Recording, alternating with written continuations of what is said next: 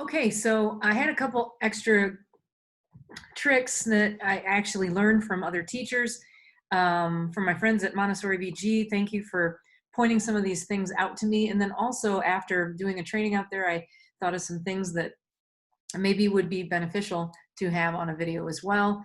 Um, got my ball cap on, sorry, because that's how quick of a video that I wanted to do for you guys to make sure I get this information up for you. So the one thing under the activities, when you're assigning an activity to students, you can, I've never said that you can't do this, but I didn't know you could do this. But if I have an assignment and I want to assign this to the students, it'll bring up all my classes. If you click over here, you can assign to individual students, so you can personalize the learning. So again, thank you to the hardworking teachers at Montessori BG for pointing that out to me during a training the other day. And that's what we got to do. We got to collaborate with each other to be able to learn things about the tools that we're expected to use or want to use are going to make our lives easier. So I went back to my class, and the family thing I think is important as well. So I'm going to click on add a family, and it's going to bring up all of our students that we have entered.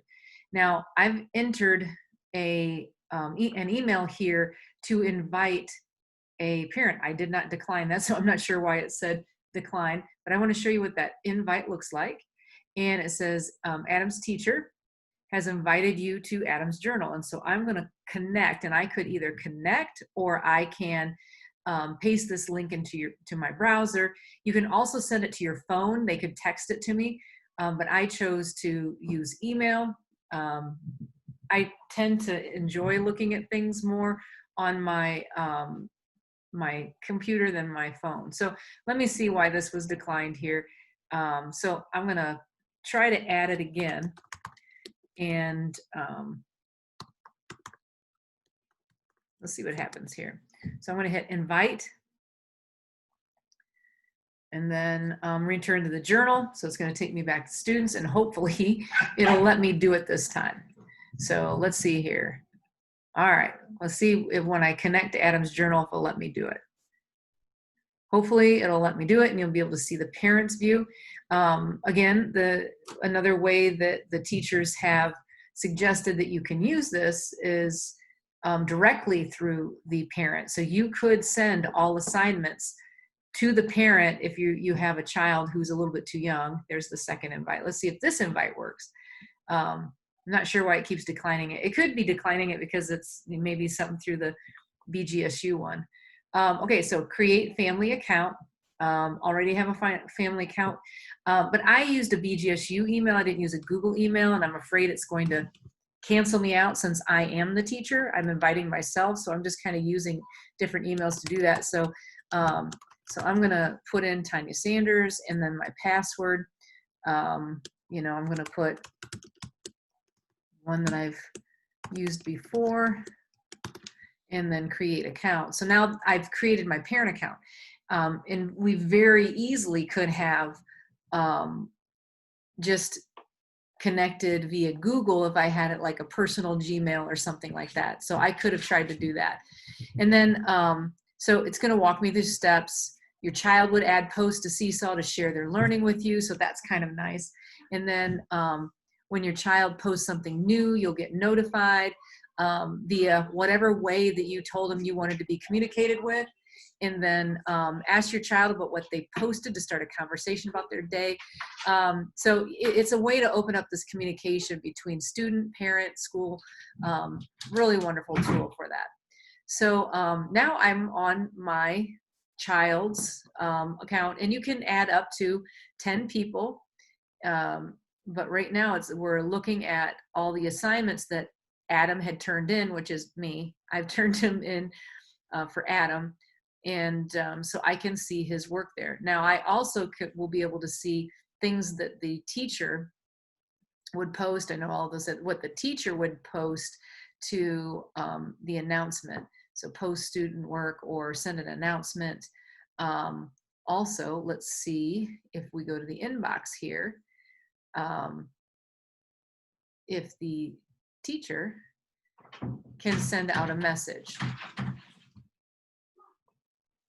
Okay, so now I've logged out of the parent account and back into the teacher account. And basically I just hit the add and then send announcement, which is going to be the inbox kind of thing.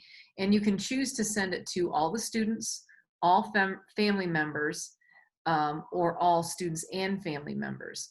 And then I can add an attachment. So I would type my message here.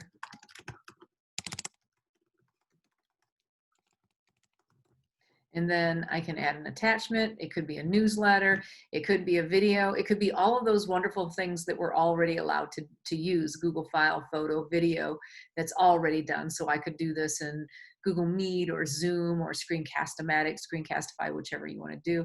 I could also put a link in there. Maybe there's something special that I want the students, the parents to see. So I'm going to close that and then I'm going to send that message and we'll see what it looks like on the parent side.